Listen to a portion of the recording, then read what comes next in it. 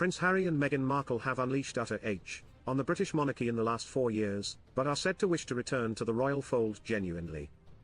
It seems quite clear that they are desperate to start healing the rift, a source revealed.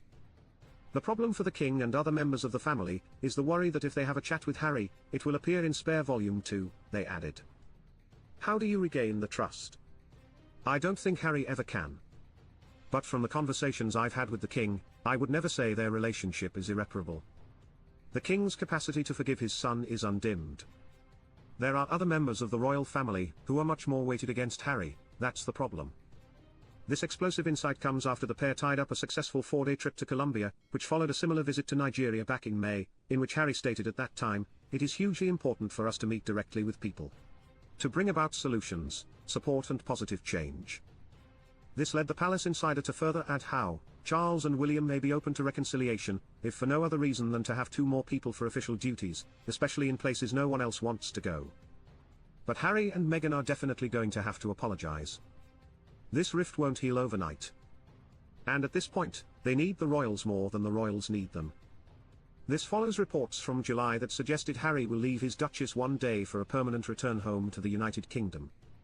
Veteran royal author and historian Hugo Vickers told royal editor Matt Wilkinson on the Sun's royal exclusive podcast early that month that the rebel duke is currently overflowing with anger and an intense fear of losing his Duchess, but this dysfunction cannot continue much longer.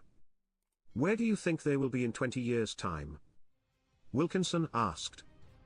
I think he'll come home, the scribe replied. I think he'll come home, and if he comes home, we must be very nice to him, because he won't particularly want to. He's quite angry, I think. The presenter then wondered if King Charles III, if still reigning, would welcome his youngest child back, to which Vickers shared, "Yes, I do. The king has left the door wide open for him to do that, and he was doing such a good job beforehand. He looked so happy." The author of Horses and Husbands then further elaborated on Harry's complex, emotional predicament by observing, usually, you're happy when you're doing your duty and you're doing it for other people and you're putting things into life.